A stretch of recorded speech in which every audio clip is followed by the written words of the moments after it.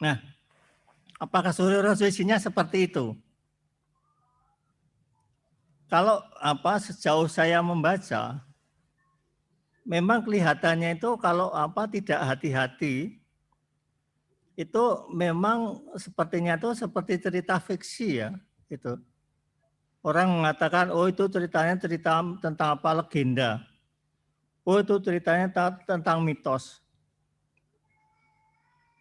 Ya kalau membacanya hanya sepintas begitu, itu akan seperti itu memang.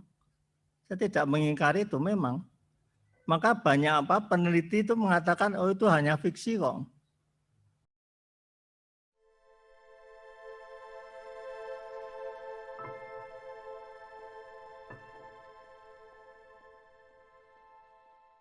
Nah, oleh karena itulah di dalam posisi semacam itu, raja ini mempunyai dua fungsi. Ya, sebagai cakrawartin itu mempunyai dua fungsi. Yang pertama, itu adalah raja itu sebagai bumipati. Itu. Yang kedua, raja itu sebagai prajapati. Bumipati artinya bumi itu adalah ya ini tempat kita tinggal ini. Kemudian pati di situ artinya adalah suami. Jadi seorang raja itu harus menjadi suami dari bumi. Oleh karena itu tugas suami itu adalah melindungi istrinya. Ini. Oleh karena itu jangan heran ya, kalau kita melihat mengapa raja itu kok mesti mempunyai istri lebih dari satu. Ini tidak ada kaitan dengan masalah seksual ya, sama sekali tidak. Karena ini cakrawartin tadi, beliau harus melindungi seluruh lingkaran bumi ini, menyelimuti itu, menjadi suaminya bumi ini. Ya, jadi bumi ini harus dilindungi. Jadi pemahaman ekologi itu pada waktu itu sudah dimiliki. Tuh, jadi yang di bumi itu kan di dalamnya meliputi berbagai macam hal. Seperti ada tanah, ada laut, kemudian ada hutan, ada sungai, kemudian ada makhluk-makhluk yang lain. Itu harus dilindungi. Jadi pada waktu itu pengetahuan ekologis seorang raja itu harus punya. Karena dia adalah suami dari bumi ini. Mengapa bumi ini dilindungi? Karena apa? Karena bumi ini yang justru memberi kehidupan langsung pada raja itu sendiri maupun rakyatnya ya. Itu. Jadi semua itu sangat tergantung pada bumi. Itu. Nah, lebih-lebih di Yogyakarta. Yogyakarta ini dulu pada masa kunonya bernama Mataram. Itu Mataram itu dari kata mater yang berarti adalah ibu. Jadi dulu Mataram Yogyakarta ini hidupnya tergantung pada ibu. Jadi putri pada saat itu memegang peranan yang luar biasa. Oleh karena itu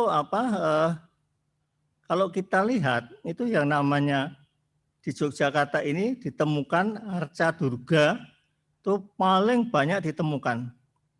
Karena memang Durga ini adalah dewa pertanian yang kemudian memberi makan kepada semua yang tinggal di wilayah ini. Bahkan pada masa itu daerah ini itu menjadi menjadi pengekspor beras itu hampir di seluruh Asia. Ini. Jadi dulu kita itu menjadi pengekspor beras. Tapi sekarang kok kebalikan itu. Nah, itu. Jadi bumi pati itu harus dilindungi. Ini. Nah, yang kedua, prajapati. Praja itu artinya apa?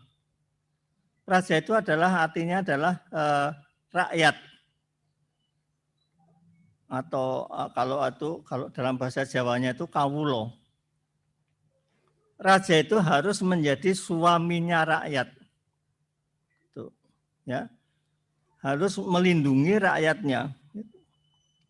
Jadi tidak hanya sekedar raja itu memerintah itu lalu menyuruh-nyuruh itu tidak, tapi dia malah harus berkewajiban untuk apa? Untuk melindungi rakyatnya.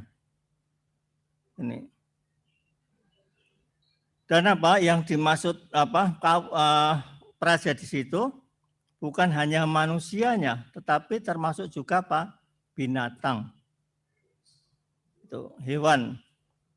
Entah itu hewan buas maupun hewan peliharaan. Itu. Jadi semuanya itu harus dilindungi oleh raja ini. Di raja ini mempunyai kewajiban rangkap itu ya yang pertama itu bumi itu dalam pengertian ekologi itu benar-benar menjadi tugas dari raja itu. Kemudian ini untuk melindungi makhluk hidup, makhluk hayati yang ada di dalamnya, itu juga tugas pokok dari raja. Ini. Nah, apakah Suryo Rojo isinya seperti itu? Kalau sejauh saya membaca, memang kelihatannya itu kalau tidak hati-hati, itu memang sepertinya itu seperti cerita fiksi ya, gitu. Orang mengatakan, oh itu ceritanya cerita tentang legenda. Oh itu ceritanya tentang mitos. Ya kalau membacanya hanya sepintas begitu, itu akan seperti itu memang. Saya tidak mengingkari itu memang. Maka banyak peneliti itu mengatakan, oh itu hanya fiksi kok. Itu bukan bukan realitas. Itu fiksi. Nah, tetapi ketika saya membaca itu dengan dengan memakai Kartoboso, itu ternyata enggak ya, itu. Bukan fiksi, tapi itu adalah kenyataan. Itu dalam pengertian bahwa nanti apa yang diuraikan kisah di dalam serat Suryo Rojo itu sebenarnya itu merupakan merupakan itu tadi pelaksanaan dari konsep raja sebagai sebagai bumipati dan prajapati. Ini. Jadi ini sudah dilupakan oleh oleh para penguasa pada saat ini. Coba tentang tentang hutan sajalah. Hutan itu sekarang sudah menjadi menjadi komoditas. Itu ketika kita bicara hutan, kita mesti yang terpikir itu menebangi menebangi pohon untuk untuk dijual itu. Padahal kita lupa bahwa pada masa itu hutan itu merupakan merupakan pusat peradaban. Ya, jadi peradaban itu ada di hutan malahan pada waktu itu. Mengapa? Karena di hutan-hutan itu terdapat yang disebut dengan nama asrama. Asrama itu adalah tempat orang melelahkan diri. Itu dari bahasa Sanskerta, prefiks verbal a panjang dan akar seram. Seram itu artinya melelahkan diri. Lalu dengan a itu artinya dia melelahkan diri dengan perintah dari atas, dari gurunya. Itu para Brahmana. Nah di Jogja itu memang sampai abad 17 tidak pernah ada kerajaan. Yang ada di sana itu adalah kerajaan, asrama-asrama. Baru ada kerajaan itu abad ke-17. Jadi kalau sekarang Jogja menjadi pusat belajar itu juga tidak mustahil karena itu sudah sejak zaman Mataram dulu.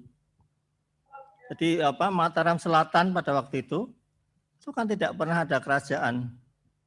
Yaitu mesti di utara. Itu di daerah Medang itu. Di sana itu.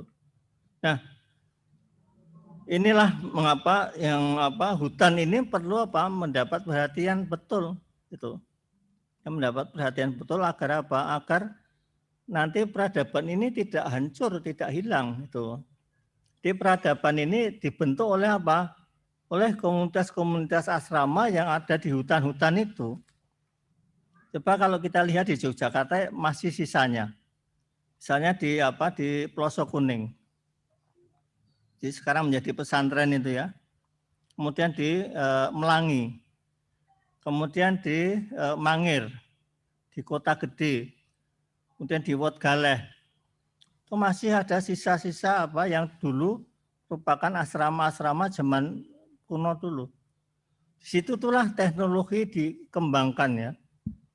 Pengajaran teknologi diajarkan di dalam asrama-asrama itu. Jadi justru hutan itulah teknologi itu muncul. Pengetahuan teknologi itu muncul. Kemudian pengetahuan tentang seni muncul di hutan. Pengetahuan tentang filosofi, tentang filsafat dari hutan munculnya. Kemudian pengetahuan tentang bahasa itu juga munculnya dari hutan. Kemudian tentang religi itu juga berasal dari hutan gitu loh. Nah, tapi sekarang hutan ini hanya kita pakai sebagai alat komoditas. Dan diambil kayunya kemudian dijual. Maka jangan heran kalau kemudian terjadi penggundulan hutan di mana-mana. Nah, ini tugas raja adalah itu, melindungi itu. Jangan sampai itu istrinya itu rusak. Ya, jangan sampai istrinya itu mengalami kerusakan. Jadi antara bumi dan praja itu berkaitan erat sekali. Ketika bumi ini rusak, ini yang menempati ya rusak.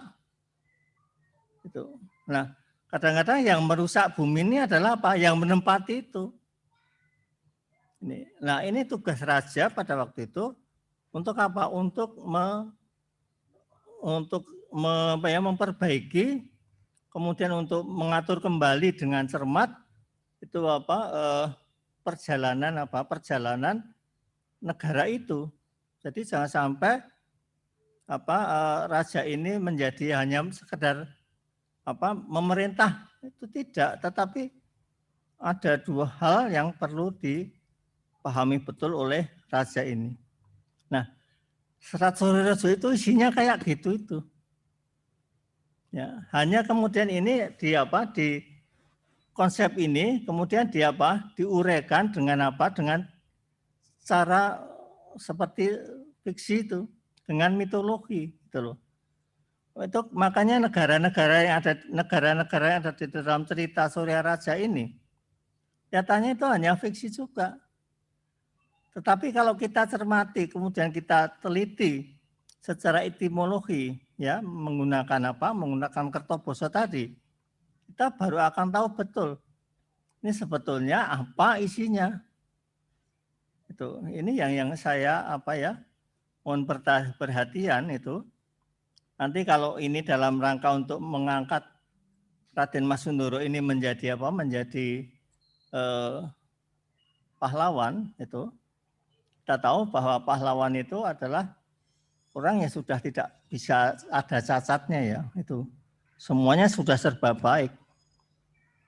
Nah, ini pengertian tentang tentang raja yang berasal dari Serat Suryorejo ini jangan sampai ditinggalkan.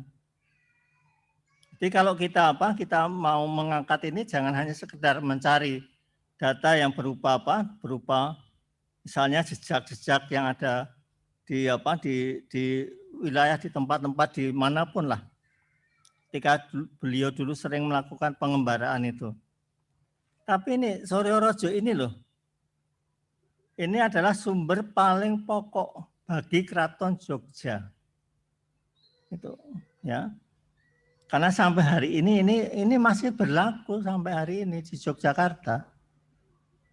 Karena pada bagian akhir dari Serat Suryorejo memang dikatakan kalau nanti saatnya memang sudah habis, ini harus diganti, diperbaharui itu.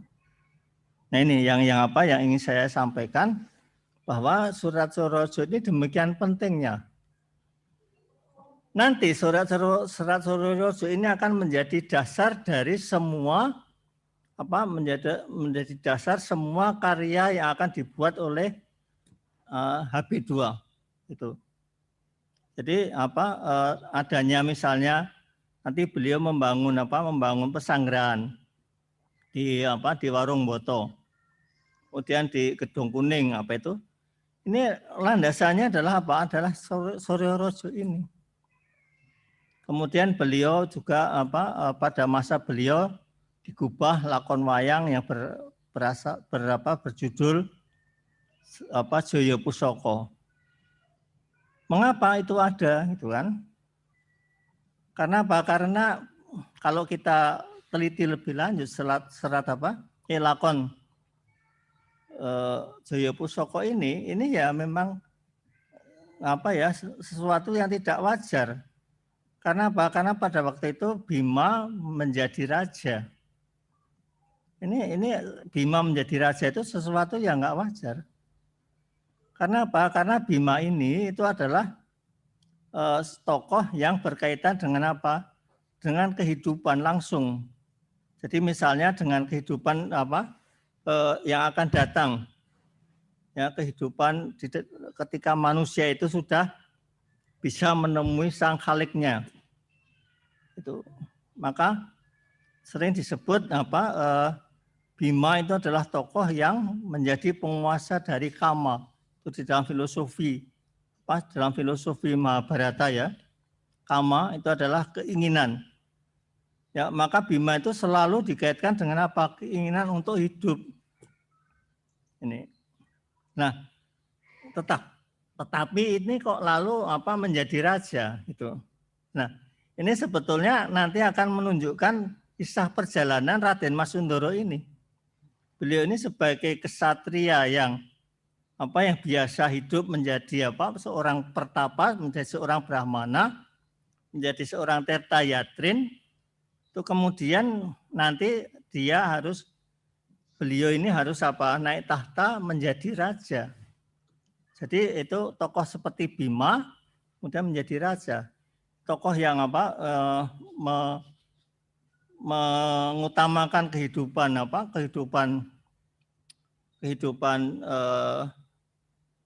filosofi ya, itu kehidupan yang sifatnya itu berkaitan dengan kehidupan yang akan datang. Tetapi kemudian ini menjadi bekal bagi beliau untuk untuk memerintah. Itu. Maka di dalam pemerintahannya itu sifat Bima itu kelihatan sekali gitu. Ya, sifat beliau ini sebagai seorang Tirta Yatri, seorang orang yang mencari kehidupan dengan menempuh jalan yang sulit untuk menemui sang khalik. Itu sudah dibiasakan. Nah, Raden Mas Sundoro itu juga seperti itu. Jadi sudah terbiasa untuk untuk menempuh jalan-jalan yang sulit untuk untuk melalui kehidupannya. Itu jadi kalau jangan heran itu ketika beliau itu sampai dibuang, mengalami pembuangan 2 kali ke Pinang dan kemudian ke Ambon. Itu bagi beliau itu sudah perjalanan Tirta Yatranya yaitu. Itu bukan penderitaannya, tetapi itu adalah Tirta Yatra. Perjalanan untuk Untuk mensucikan diri. Ini. Jadi di dalam Serat Suryorejo itu seperti itu. Ini, jadi hati-hati jangan dikatakan ini sebagai data sejarah atau arsip. Tapi ini memang teks untuk untuk mengungkapkan bagaimana orang Jawa ini itu akan mengemukakan tentang kenyataan realitas yang dengan pikiran Jawa gitu loh. Jadi kalau ini dipahami sebagai arsip, ini akan menjadi fiksi. Tapi kenyataannya tidak begitu. Kenyataannya ini adalah adalah suatu realitas ketika seorang raja itu memerintah ya harusnya begini ini. Apa yang ada di dalam Suryorejo ini. Itu. Ya, jadi itu yang ingin saya katakan itu. Tapi saya tidak tahu saya harus omong sampai berapa lama ini. Berapa lama, Mbak?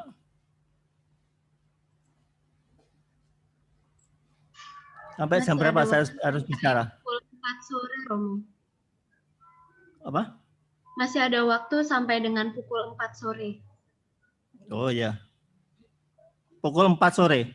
Iya. Oh ya. Baik. Nah, saya akan lanjutkan kalau begitu.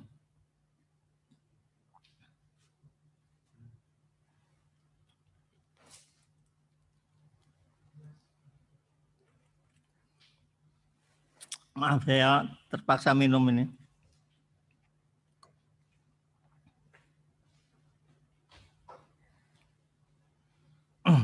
Jadi saya mengharapkan bahwa nanti Suryat Serorojo ini itu teliti dengan sungguh ya itu. Kalau perlu ini diterjemahkan dengan baik, kemudian nanti diterbitkan agar bisa difahami oleh banyak orang. Itu. Ya ini kebetulan bukan saya yang mengerjakan ya, bukan, tapi saya hanya menghimbau untuk untuk TRA-HP2 ini untuk mengetahui tentang eyangnya sendiri. Cara berpikir eyangnya sendiri seperti apa. Itu.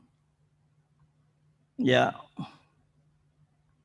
Kemudian yang saya ingin juga mengatakan bahwa nanti untuk menerjemahkan teks Serorojo ini itu juga tolong jangan memakai kamus yang ada saat ini.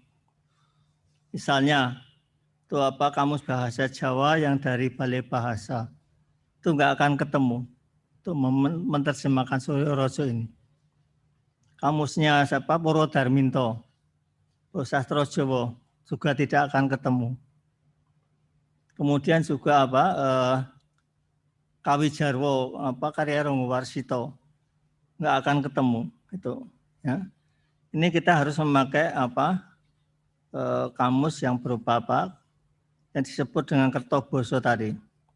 Ini Kertoboso ini dengan naskah dengan teks Serorojo sendiri itu tebal Kertobosonya itu.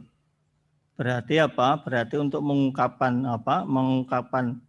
isi Serat Serorojo ini perlu perjalanan yang sangat panjang ini. Ini tentang itu. Kemudian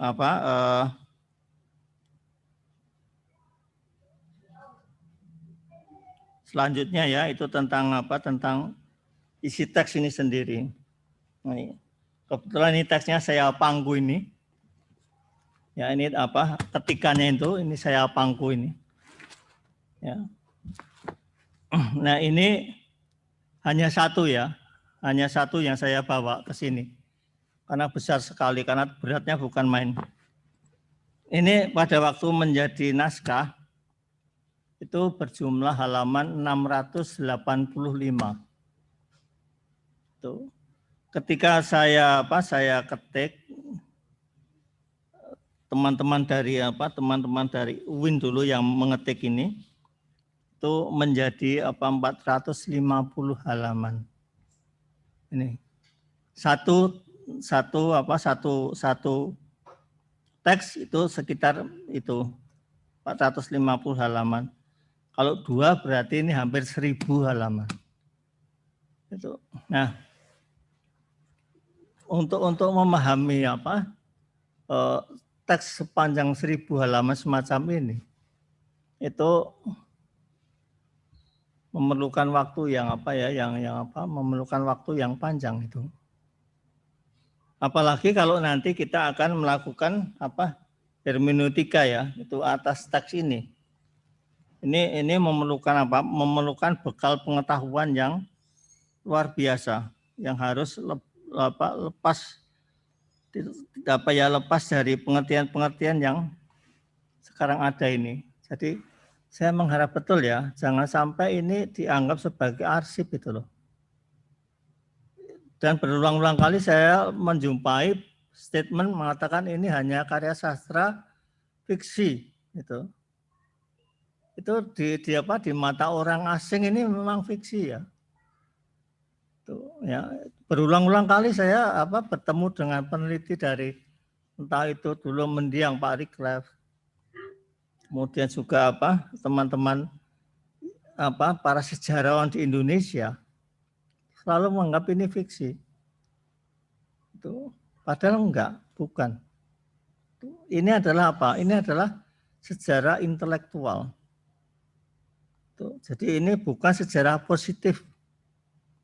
positivis bukan, tapi ini adalah sejarah intelektual. Bagaimana intelek ini kita berdayakan ya, kita aduk untuk untuk mengerti apa yang dilakukan oleh dan akan dilakukan oleh Raden Mas Sundoro yang pada waktu itu masih muda. Tapi jangan lupa bahwa Raden Mas Sundoro yang muda itu sudah sering melakukan yang tadi saya sebut itu Tirta Yatra. Beliau itu seorang Tirta Yatri. Jadi beliau itu terbiasa mengembara untuk apa? Untuk mensucikan diri, untuk mencari pengetahuan. Ini. Nah, kalau saya membaca sedikit tentang Serat Suryo ini, itu ya ada yang di sini, dan Serat Suryo ini juga digubah berulang-ulang, ya digubah oleh HB5 juga. Ya, oleh Sinuwun HB5. Kemudian juga ada Serat Suryo yang bernama Serat Suryorojo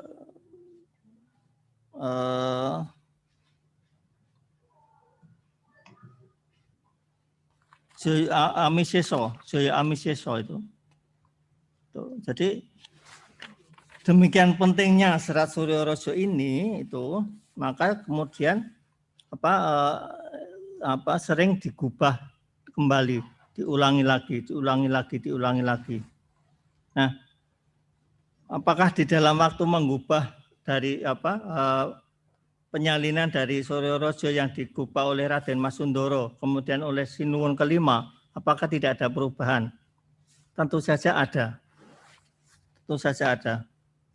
Itu ada mitologi yang muncul, ya, yang mitologi yang lain yang muncul, tetapi tidak ada di dalam Serat Suryorojo yang digubah oleh Raden Mas Sundoro. Ini, jadi mengapa terjadi demikian? Karena apa? Karena memang setiap masa kerajaan di Yogyakarta ini itu mempunyai mitologi sendiri, Jadi HB5 dengan HB2 itu ada mitologi yang lain, ya. Ada yang itu Serat Jaya Amiseso, ini lain. Kemudian nanti ada lagi yang Serat Suryojo yang digubah oleh Adipati Danurejo ke-6. Ini itu juga nanti berbeda dengan Serat Suryojo yang digubah oleh Raden Mas Sundoro. Apakah salah? Tidak. Tapi semua itu mesti mempunyai intelektual tersendiri, mempunyai pergulatan intelektual yang sendiri-sendiri itu. Jadi ini baik yang digubah oleh beliau maupun yang kemudian digubah oleh para penerus-penerusnya itu mempunyai harga yang sama. Jadi semuanya itu tidak ada yang salah. Tapi mereka itu mempunyai naskah-naskah ini mempunyai jalan pemikiran sendiri-sendiri yang ini sangat berguna untuk untuk kita memahami sejarah Keraton Yogyakarta. Itu. Jadi sejarah Keraton Yogyakarta itu tidak hanya Tidak hanya selalu harus berasal dari catatan-catatan orang Belanda itu. Ya, kalau saya lihat para peneliti sekarang kan selalu saja itu yang apa De Graaf, Bunsen itu yang dipakai. Itu ya, lalu di situ mesti nanti akan apa? Nanti ada surat-surat dari Belanda, catatan-catatan dari Belanda. Itu seolah-olah kita itu kebenaran kita itu ada di tangan orang Belanda. Nah, lalu kita sendiri lalu apa artinya? Kita sebagai apa? Sebagai orang Jawa yang mempunyai apa ya? Yang mempunyai otoritas pada waktu itu. Tapi kenapa sejarahnya harus selalu tergantung pada orang lain? Ini yang saya apa? Saya selalu apa ya? Menyesal ya, selalu apa ya? Ya ada rasa tidak enak ya. Orang Jawa kok sejarahnya tergantung pada orang asing itu loh. Ini. Dan ketika orang Jawa sendiri meneliti, kok ya mengikuti cara orang asing meneliti itu loh. Ini yang saya apa? Yang saya tekankan. Maka mengapa Serat Suryojo ini diabaikan untuk penelitian, untuk untuk mengemukakan tentang sejarah kita sendiri itu diabaikan. Itu ya, padahal ini adalah apa hal yang pokok yang bisa untuk memahami atau mengungkap sejarah yang kita miliki di dalam kebudayaan yang kita anut ini di Jawa ini, di Yogyakarta ini. Jadi di sini inilah apa pemikiran yang ada yang dimiliki oleh Raden Masundoro itu ada di Serat Suryojo ini. Itu. Jadi kita tidak bisa mengabaikan teks ini itu ya. Misalnya ini apa ada cerita yang menggunakan nama negara misalnya Purwocarito. Nanti ada raja namanya Prabu Purworejo. Ada namanya Prabu Purwoginupati. Nah, ini apakah ini orang tokoh-tokoh ini tokoh-tokoh yang fiktif? Nah, kalau kita tidak melacak, kita tidak mengerti, tidak mencari lebih lanjut kata ini, itu ya ini ya tidak ada artinya. Tapi nanti kalau kita mau melacak lebih jauh, yang disebut Prabu Purworejo ini siapa? Itu maka kita mesti tahu betul itu ini kata Purworejo ini apa artinya artinya itu secara harafiah dulu itu harafiah itu artinya apa ini kemudian juga nanti upamanya lagi ada ini kerajaannya bernama Keraton Purwoginupit juga begitu. Jangan kita abaikan itu, ya. Jangan dianggap wah itu cerita fiksi. Siapa bilang kalau ini fiksi itu loh. Dan ini adalah kerajaan kenyataan yang kita miliki yang harus difahami oleh orang Jawa. Itu. Terutama nanti Trah HB2 ini harus memahami ini dengan betul-betul cermat. Kita bisa melacak apa yang dimaksud oleh nama-nama ini. Baik itu nama orang maupun nama tempat. Itu. Ini kita mesti mempelajarinya dengan cermat betul. Belum lagi nanti apa yang mereka lakukan. Aksi-aksinya mereka itu apa saja itu ini. Apakah itu cerita yang mereka lakukan itu juga adalah fiksi? Sama sekali bukan. Itu loh. Ya mungkin kalau di dalam kacamata orang asing, wah itu hanya fiksi saja. Itu. Kadang saya tuh heran ya itu sejak zaman De Graaf sampai sekarang itu kok ketika meneliti tentang sejarah Jawa itu mesti selalu sumber-sumber Jawa ini dianggap sebagai ahistoris itu loh. Itu saya heran. Padahal kita sendiri loh yang mengatakan itu. Orang Indonesia sendiri, orang Jawa sendiri yang mengatakan ini ahistoris. Padahal ini apa, kita harus membaca ini betul ya. Kalau apa ya, saya pengalaman saya itu ya, kalau orang itu tidak bisa membaca arsip berbahasa Belanda, kelihatannya itu seperti dosa besar ya. Ya, seperti dosa besar itu. Tetapi kalau tidak bisa bahasa Jawa itu enak saja kok. Mengatakanlah saya sudah nggak bisa bahasa Jawa itu enak aja. Tetapi kalau orang tidak bisa membaca sumber bahasa Belanda, waduh takutnya bukan main.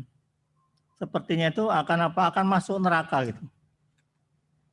Nah lalu akibatnya apa? Akibatnya seperti Suryo Rojo ini terabaikan itu. Ini tidak terpakai lagi itu. Nah, misalnya seperti yang saya katakan tadi, Purworojo ini apa? Misalnya, kata Purwo dan Rojo. Purwo itu adalah apa? Adalah awal. Raja sudah saya jelaskan tadi, itu adalah yang memerintah. Nah, yang memerintah awal ini siapa? Ya, yang memerintah awal apa? Menurut Raden Mas Sundoro itu siapa gitu loh. Ini. Nah, kalau nanti kita membaca Serat Suryo Rojo ini dengan apa? Dengan cermat, kita akan tahu sejarah apa? Sejarah Jawa itu ya yang akan apa? Dimulai pada masa Mataram kuno itu sampai apa? Sampai nanti pada masa paling tidak itu sampai Ngesodalam Hamengkubuwono kedua. Itu. Jadi itu nanti ini merupakan perjalanan sejarah yang panjang. Jadi yang disebut Purworojo ini adalah apa? Adalah rojo atau yang memerintah pada masa-masa awal dulu. Nah, kita di sinilah akan tahu bagaimana dulu orang Jawa itu membuat kronologi tentang sejarah. Paling tidak itu ya, Raden Mas Sundoro ini membuat kronologi tentang sejarah yang ada di Keraton Yogyakarta ini. Itu ya, di kronologi sejarah.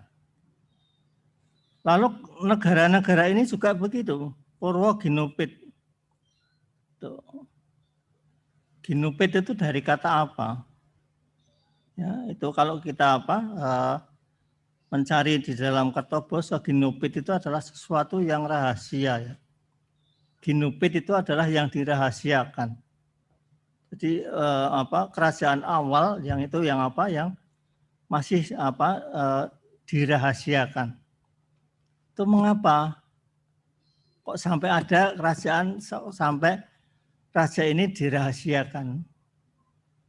Nah, ternyata kalau kita membaca lebih lanjut itu ternyata nanti yang dimaksud dirahasiakan itu adalah apa? Itu harus difahami tapi memahaminya itu dengan cermat. Itu. Jadi itu dirahasiakan oleh apa? Dirahasiakan oleh apa? Oleh pengertian manusia masa kini. Itu menjadi rahasia bagi orang saat ini. Jadi kalau mau mencari tahu siapa kerajaan ini, kerajaan mana ini, ya kita masuk wilayah Gupit tadi. Wilayah yang Ginupit itu. Wilayah yang dirahasiakan itu. Nah, tinggal masalahnya kita sanggup enggak untuk masuk ke sana. Jadi itu yang perlu kita mengerti. Jadi ini nama-nama ini kalau kita setelah harafiah membacanya begitu, sudah tanpa arti sama sekali. Ya, ini benar-benar seperti cerita fiksi begitu. Ini. Jadi saya mohon betul hati-hati untuk apa? Untuk nanti membaca teks ini. Itu. Nah, nanti anak turun dari dari HP2 ini kalau dapat membaca karya nenek moyangnya sendiri. saya yakin akan bangga dengan apa? Dengan eyangnya sendiri. Tuh, oh ternyata perjalanan hidup eyang itu kayak gini nih ya. Tuh, kayak yang ada di dalam Suryo Rojo ini. Itu. Nah, apa yang dicontohkan oleh Raden Mas Sundoro pada waktu itu akan menjadi apa? Menjadi pegangan raja-raja di Ngayogyakarta yang berikutnya. Itu. Karena memang ini akan menjadi apa? Pedoman bagi raja yang memerintah di Ngayogyakarta di Ningrat. Itu. Jadi tidak bisa kita mengatakan oh itu masa lalu. Ya, itu hanya masa lalu. Itu yang namanya apa? Namanya Serat Suryo Rojo ini itu adalah teks yang tidak lekang oleh waktu. Ini menjadi lekang oleh waktu karena kita tidak membaca. Itu.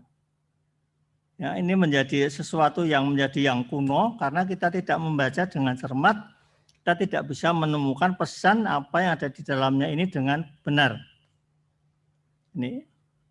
Jadi kalau kita membaca teks ini dengan baik ya, kita akan bisa menemukan apa pedoman bagaimana Habib II dulu memerintah kerajaan Yogyakarta ini. Bahkan kita tahu kan beliau ini naik tahta sampai 3 kali loh. Itu mengapa kok seperti itu? Ini. Kalau mau tahu lebih lanjut ya tolong baca Suryo Rojo ini. Kok bisa beliau sampai seperti itu? Kok apa beliau itu kok kalau pas pintas lalu orang mengatakan ini serakah ya. Bahkan ada yang mengatakan Sunan Habib II ini orangnya itu apa keras betul gitu loh. Tapi ternyata apa? Kalau kita memperoleh data dari sini ya sama sekali tidak ya itu. Itu ada pegangan yang beliau anut ya agar dapat memerintah negeri ini dengan apa baik seperti yang saya katakan tadi bahwa beliau ini harus bisa menjadi apa bumipati dan prajapati. Ini. Jadi itu beliau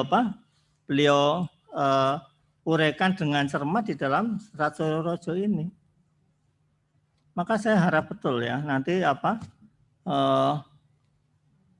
kalau memang beliau ini diangkat menjadi pahlawan nasional, itu bagi saya itu adalah apa? Itu adalah penghargaan yang luar biasa akan apa? Akan kejeniusan dari apa? Intelektual beliau. Itu. Ini intelektual beliau. Jangan hanya dilihat menggunakan arsip yang mengatakan oh beliau dibuang ke sana, beliau apa kemudian nanti dikembalikan, jadikan raja. Jadi jangan hanya kacamata politik saja yang selalu dipakai untuk menilai beliau ini. Itu yang saya melihat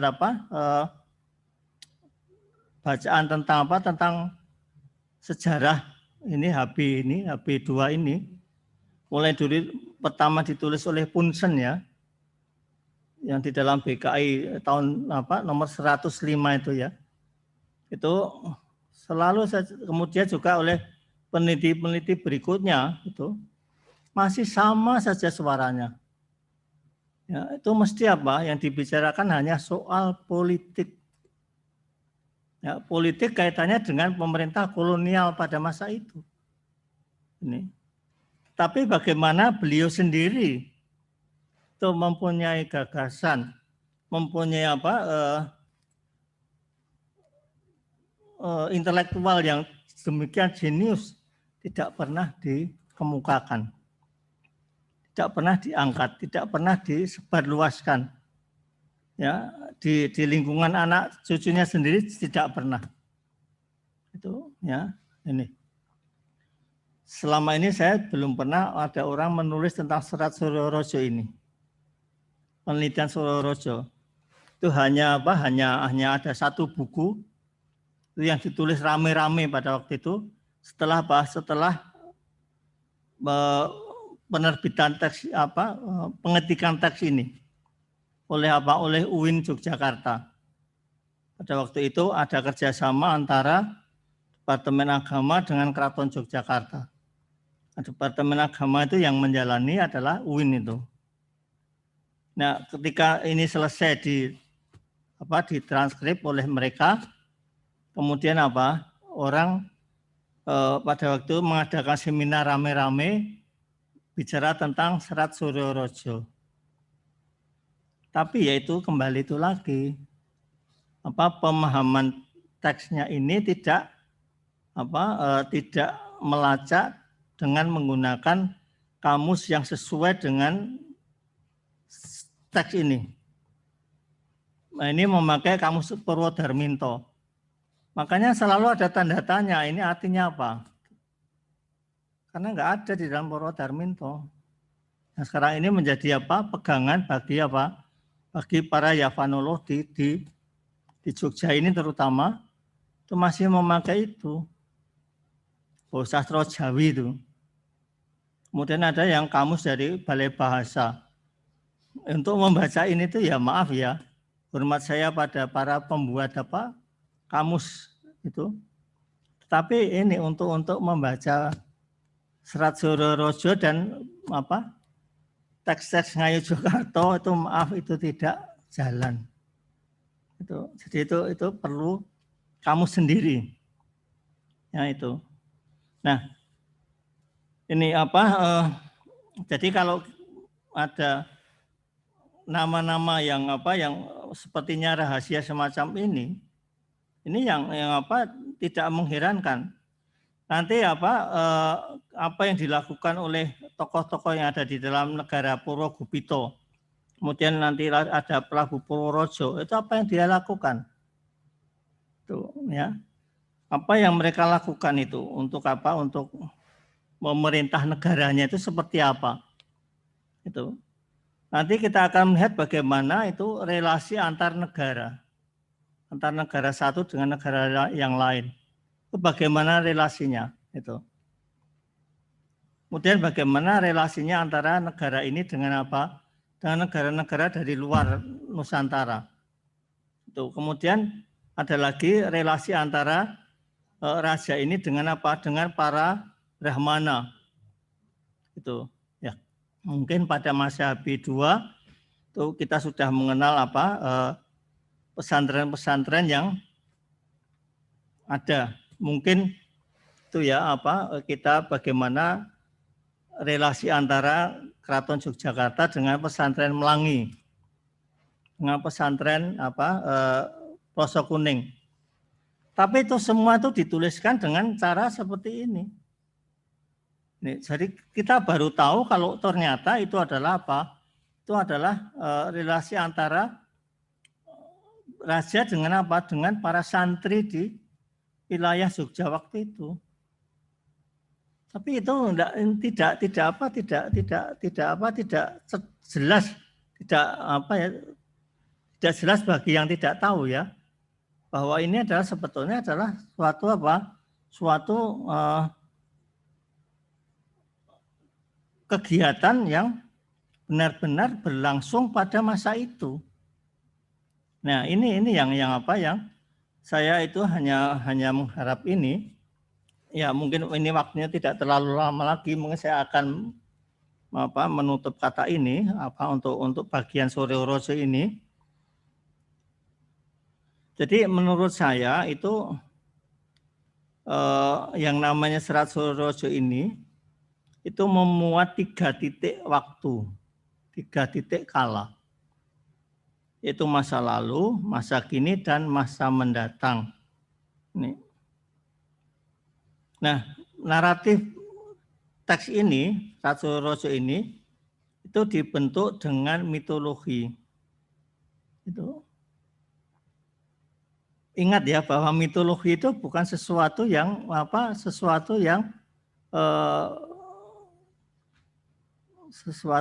tidak real ya.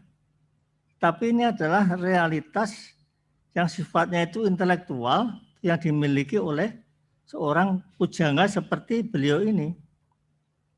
Dan itu yang beliau tulis itu akan sangat berguna untuk apa? Untuk keberadaan pada masanya. Ya, jadi ini akan keberadaan apa? Serat Suryo Rojo itu sangat berguna untuk apa? Untuk lingkungannya, yaitu apa? Yaitu Keraton Yogyakarta itu. Ya, Keraton Yogyakarta. Dan ini apa?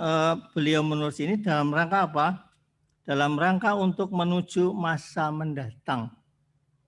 Ya, jadi Suryo Rojo ini itu apapun alasannya itu tetap akan berlaku untuk masa mendatang. Ini, jadi ini tuh seperti apa ya? Seperti wiracarita yang berasal dari apa? Tradisi teks Sanskerta, seperti Mahabharata, Ramayana. Itu ya begitu. Itu tidak akan pernah lekang oleh waktu.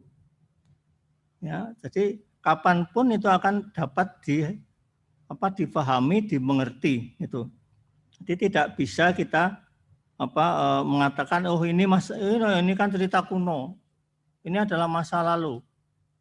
Lain dengan masa mendatang. Masa lalu itu ada itu dalam rangka apa? Untuk masa mendatang. Itu. Jadi bukan untuk apa? Untuk sesuatu yang yang selalu dikatakan hanya masa lalu tidak.